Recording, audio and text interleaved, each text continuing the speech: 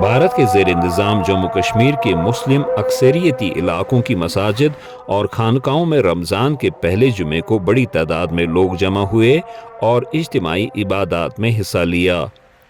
حکام کا کہنا ہے کہ سری نگر کی درگاہ حضرت بل، جامع مسجد، مسجد خانقاہ معلیٰ اور امام بارگاہ حسن آباد میں بڑے مذہبی اجتماعات منعقد ہوئے جن میں کوئی ناخوشگوار واقعہ پیش نہیں آیا۔ ہم اس وقت سری نگر کی تاریخی جامع مسجد میں موجود ہیں، جہاں اب سے کچھ دیر پہلے بڑی تعداد میں خواتین سمیت مسلمانوں نے نماز جمعہ ادا کی اور خصوصی دعائیہ مجلس میں شرکت کی۔ نماز جمعہ کی ادائیگی سے قبل کشمیر کے سرکردہ مذہبی اور سیاسی رہنما میر وائز محمد عمر فاروق نے مسلمانوں کو درپیش سیاسی، دینی، معاشی اور معاشرتی مسائل پر بات کی۔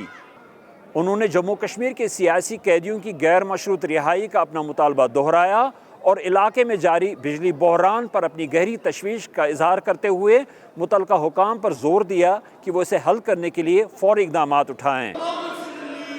اس بجلی ناقص ترین انتظام ہم نے گزشتہ سال اور اس سال سردیاں شروع ہوتے ہی بجلی کا ناقص ترین نظام دیکھا ہے، وہ شاید ہی اس سے پہلے کے 10-15 برس میں کبھی دیکھا ہوگا۔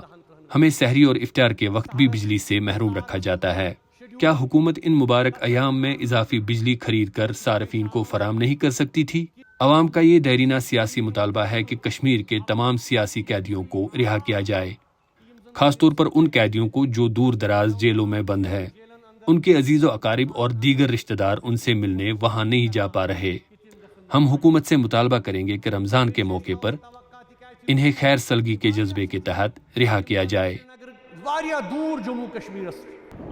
نئی دہلی کی جانب سے 5 اگست 2019 کو جموں کشمیر کی آئینی حیثیت تبدیل کرنے کے متنازع اقدام کے بعد یہ پہلی مرتبہ ہے کہ میر وائز عمر کو رمضان میں سری نگر کی جامع مسجد میں وعظ و تبلیغ کرنے کی اجازت دی گئی ہے۔ میر وائز کو طویل نظر بندی کے بعد ستمبر 2023 میں رہا کیا گیا تھا، لیکن ان کی نقل و حرکت محدود تھی۔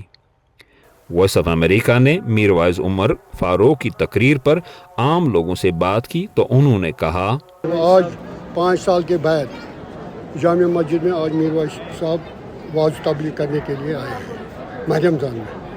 بڑی خوشی کی بات ہے، سب لوگوں نے دیکھا ہے آج جامع مسجد کی بڑی رونق آ گئی ہے۔ سب سے بڑی بات یہ ہے کہ اس نے سیاسی قیدیوں کی بات کی ہے، باقی آپ سب لوگوں کو پتہ ہے حالات کیا ہے اس وقت۔ اللہ تعالیٰ مگر اس گژھن امی ظلم نشن بچاون اللہ تعالیٰ۔ رمضان المبارک کے پہلے جمعے کے موقع پر سری نگر سمیت وادی کشمیر کے بڑے بڑے بازاروں کی رونق دیدنی تھی، جسے لوگوں کی گہما گہمی نے دوبالا کر دیا۔